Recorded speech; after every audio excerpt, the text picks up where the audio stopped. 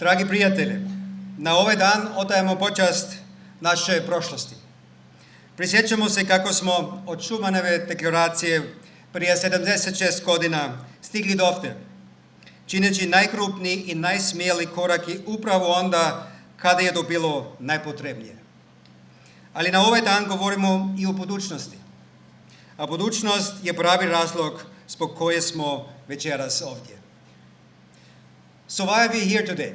First, we are here at the airport, and as you can see from the exhibition at the beginning when you came in, we have devoted this celebration to connectivity. There is no better way to show you care for a partner than by keeping him close. And the European Union has done exactly that by investing in Montenegro's transport infrastructure and its links to European networks. With hundreds of millions of euros invested over the last 20 years, we have helped to ensure that Montenegro remains a vital gateway and never a European dead end. And the best is yet to come, with landmark investments in railways and motorways now materializing across the country. And I'm also very happy that Montenegro's airports are moving in the same direction towards modernization, innovation, and investment. Secondly, this location is right next to our first major cleanup site under the Čuva da te čuva eco campaign.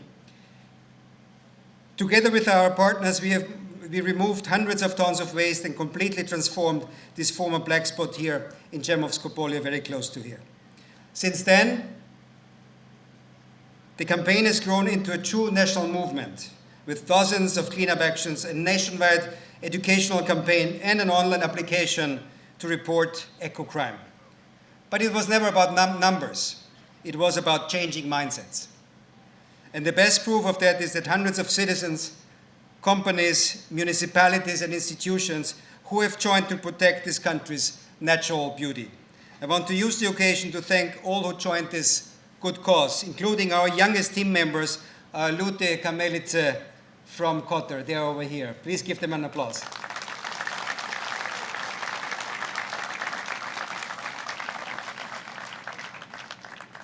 And yes, speaking of cleaning up, the European Union will also continue to invest in cleaner air, in cleaner water, including through wastewater treatment plants, like the big one for Podgorica, where works are progressing swiftly. Dame i gospodo, Crna Gora će se za 2 sedmice obilježiti 20-godišnjicu nezavisnosti. Ili da budem potpuno precizan, 20 godina od obnove nezavisnosti. Važno mi je da ovdje budem precizan, jer Crna Gora kao stara evropska zemlja ne pristupa Evropi. Niti mi dovodimo Evropu ovdje. Bolje reći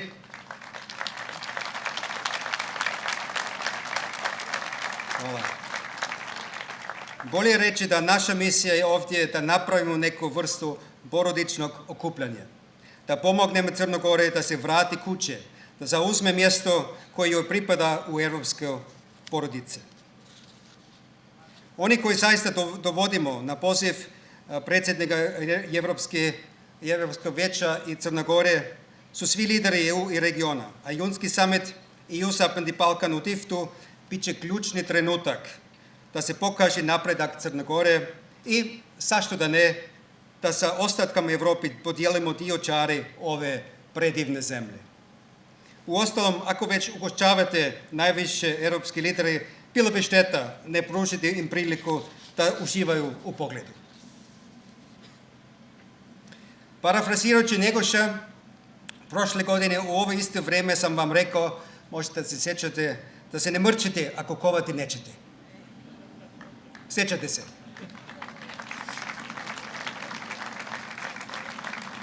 Sada moram reći da je neko očigledno kovao. Crna Gora je zatvorila 14 pregovaračkih poglavlja. Očekuje se da će još nekoliko biti zatvoreno u narednim mjesecima. Stoga čestitke vlade i skupštine i svima koji su doprinijeli.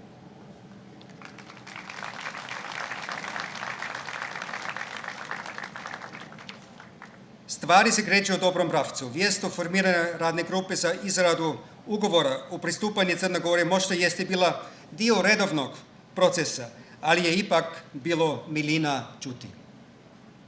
Zamislite, 15 godina nakon što je Hrvatska radna grupa završila svoj posao, konačno postoji grupa ljudi u Briselu koji se sastaje sa jednim jedinim ciljem, da izradi pristupni ugovor sa novu članicu, sa Crnom Gorom. Ali i uvijek postoji neki ali. Veliki dio najtežeg posla tek predstoji. Kao što i Njegoš znao, bez muke se sablja ne sakova. Niko nije očekivao da će ovaj proces biti lak. Iz mnogo razloga. Nema prečica, nema gledanja kroz prste. Posao mora biti urađen kako treba. Također, uvijek je zbog veličine Crne Gore falilo administrativnih kapaciteta. Upravo zato ovaj uspjeh, ovo kovanje izgleda još impresivnije. I zato želim da ovaj dio govora posvetim tihim herojima uspjeha, stotinama državnih službenika, ljudima u ministarstvima, brojnim institucijama i agencijama koji su danonoćno radili da dovode Crnu Goru do ove tačke. Znam da su mnogi od vas večeras ovdje i želim da vam lično zahvalim na posvećenosti. Molim jedan veliki aplauz za svih vas.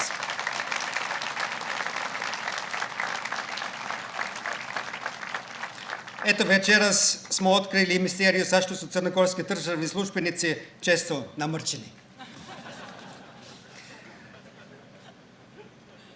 Ladies and gentlemen, I wish we lived in a world in which the last enlargement of the European Union had already taken place. A world in which tonight we would be speaking about GDP projections. A world where we would speak about plans for the proper use of structural funds and the free movement of workers. But unfortunately, we do not live in such a world. Today we live in a world in which war is being waged again on the European continent. A world in which isolationism and authoritarianism are on the rise, and in which revisionist forces are once again drawing spheres of influence. Ali u dobro je lako dobar biti.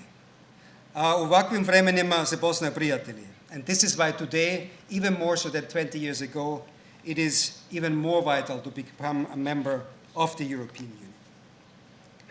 Europe was built on a promise. The promise of freedom, equality, and democracy. Today we must defend exactly those values, at home and abroad. We must protect our way of life and promote a fairer and a more sustainable world.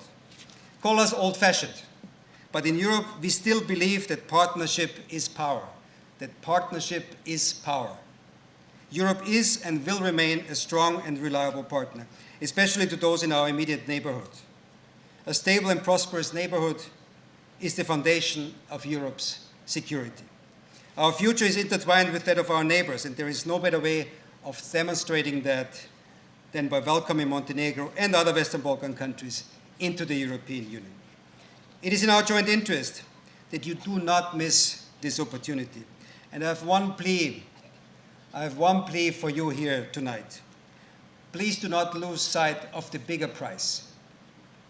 The final stretch of this process of EU integration requires national unity on the important topics. And everyone must do their part. Yes, it requires the ruling majority to go the extra mile, to reach out across the political aisle in search of compromise and the broad cross-party support. But it also very much requires the opposition, which will be by definition critical. That's absolutely normal, but has also to be ready to take that stretched out hand and to invest in their own political legacy. Those who started this EU accession journey must not be excluded and should certainly not exclude themselves. This cooperation and these European reforms can never reach their full potential without the active involvement of citizens, of civil society, and of media. Their pivotal contribution to Montenegro's EU path over the years has earned them the position of a trusted voice and an important guide on this European journey. And perhaps the simplest way to put all of this into perspective is to look beyond today's political cycle and think of the next generation. Not in abstract terms, but quite concretely, in terms of your own children and what they will inherit from the choices made today. The only thing your children, unfortunately or fortunately, will remember in 20 to 30 years is the year in which Montenegro joined the European Union. The year they became European Union citizen.